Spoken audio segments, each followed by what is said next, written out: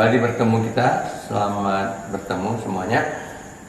Kita kembali ke buku Berpikir dan Berjiwa Besar di sesi kedua episode ke-6. Bagaimana berpikir dan bermimpi secara kreatif? Pertama, mari kita menjernihkan suatu pikiran yang keliru mengenai arti berpikir kreatif.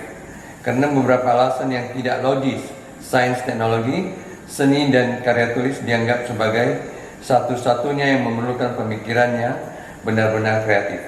Kebanyakan orang menghubungkan berpikir kreatif dengan hal-hal yang seperti penemuan listrik atau vaksin polio, atau novel, atau pengembangan televisi berwarna.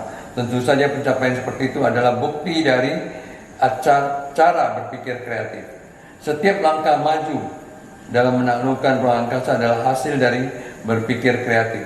Akan tetapi, berpikir kreatif tidak hanya terbatas untuk pekerjaan tertentu, juga tidak hanya untuk orang-orang yang super pandai. Lalu, apa yang dimaksud dengan berpikir kreatif? Sebuah keluarga yang berpenghasilan rendah menyusun rencana untuk mengirim putra mereka ke universitas. Inilah berpikir kreatif. Sebuah keluarga mengubah rumah yang paling tidak menarik di jalan itu menjadi tempat yang indah di lingkungan tersebut. Itulah berpikir kreatif. Seorang pendeta mengembangkan suatu rencana yang melipat gandakan jemaatnya untuk kebaktian hari Minggu. Inilah berpikir kreatif. Memikirkan cara-cara untuk menyederhanakan pembukuan, menjual produk kepada pelanggan yang sulit, mengusahakan agar anak-anak tetap asik secara konstruktif, membuat karyawan benar-benar menyukai pekerjaan mereka, atau mencegah pertengkaran tertentu. Semua ini adalah contoh berpikir kreatif sehari-hari yang praktis. Berpikir kreatif berarti menemukan cara-cara baru yang lebih baik untuk mengerjakan apa saja. Impian dari semua jenis usaha sukses, di rumah, di tempat kerja, di dalam komunitas bergantung pada penemuan cara-cara untuk mengerjakan sesuatu dengan lebih baik. Sekarang, mari kita lihat apa yang dapat kita lakukan untuk mengembangkan dan menguatkan kemampuan kita dalam berpikir kreatif. Langkah 1, percaya bahwa sesuatu dapat dilakukan. Inilah prinsipnya. Untuk melakukan apapun kita harus lebih dahulu percaya bahwa hal itu dapat kita lakukan. Percaya sesuatu dapat dilakukan membuat pikiran bergerak untuk mencari cara untuk melaksanakannya. Untuk mengilustrasikan cara berpikir kreatif ini dalam sesi pelatihan, saya sering menggunakan contoh ini. Saya meminta kelompok beberapa banyak dari Anda yang merasa mungkin untuk menghapuskan penjara selama 30 tahun mendatang. Para peserta selalu tampak bingung, tidak yakin apakah mereka mendengar dengan benar. Jadi, sesudah diam sejenak, saya mengulangi. Berapa banyak dari Anda yang merasa mungkin untuk menghapus penjara dalam 30 tahun mendatang? Segera sesudah saya meyakini mereka bahwa saya bersungguh-sungguh, seseorang selalu berkomentar, Anda tentu tidak bermaksud mengatakan bahwa Anda ingin melepaskan semua pembunuh, pencuri, dan pemerkosa? Tidak sadarkah Anda akan apa artinya ini?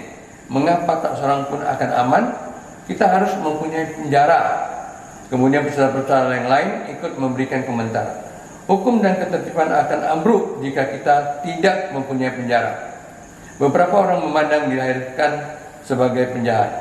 Kita bahkan memerlukan lebih banyak penjara. Apakah Anda membaca koran pagi ini tentang pembunuhan yang baru saja terjadi? Dan begitulah mereka melanjutkan, mengatakan kepada saya segala macam alasan yang tepat mengapa harus mempunyai penjara. Salah seorang malah mengatakan bahwa kita harus mempunyai penjara supaya polisi dan sipir penjara dapat mempunyai pekerjaan. Sesudah sekitar 10 menit membiarkan kelompok tersebut membuktikan mengapa kita tidak dapat menghapus keberadaan penjara, saya mengatakan kepada mereka, biarlah saya sebutkan di sini bahwa pertanyaan ini tentang penghapusan penjara sebenarnya digunakan untuk menyampaikan suatu maksud.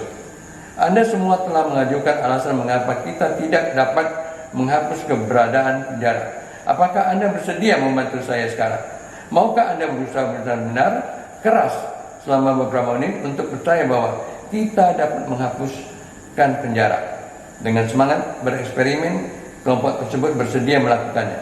Kemudian saya bertanya, dengan asumsi ini dapat menghapuskan penjara. Bagaimana kita dapat memulainya?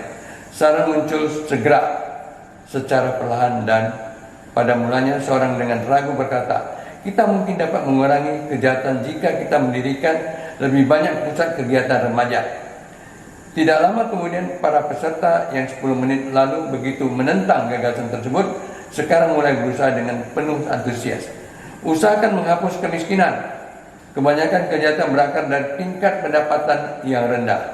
Jalankan penelitian untuk mengenali penjahat sebelum mereka melakukan kejahatan. Kembangkan prosedur bedah untuk mengobati beberapa jenis penjahatan. Didik aparat penegak hukum dengan metode reformasi yang positif. Ini hanyalah sedikit contoh dari 78 gagasan spesifik yang saya susun yang dapat membantu mencapai tujuan menghapus keberadaan sejarah.